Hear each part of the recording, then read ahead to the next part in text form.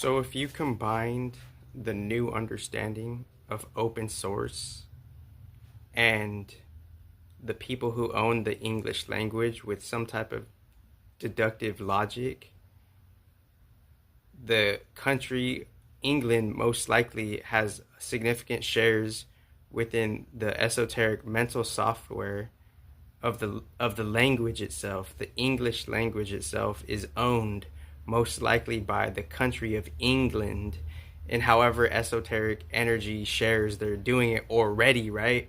So there's this notion where we could complain or we could not complain, or by some small 0.001% miracle we found the solution, right? The solution is people are complaining because there's a lack of a particular type of knowledge or information, right?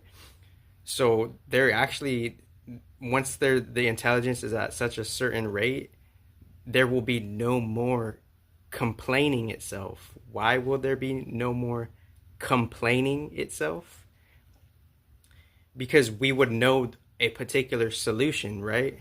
So since we would know a particular solution to overcome the complaining and to see where the quote unquote intellectual property comes from, however you want to like put it, the English language, because people are like, what's really going on is people are just fighting over words where there's this like natural open source way of doing it, and then there's this not good, not bad. There's this like, there's this trademark way of doing it, not good, not bad, but it could be contradictive, right? So we're pointing out the fallacies within the system and the contradictions within the system, because we're seeing like, if you're like it's because like to bring an information solution insight is you have to ask the question, who owns the English language, right?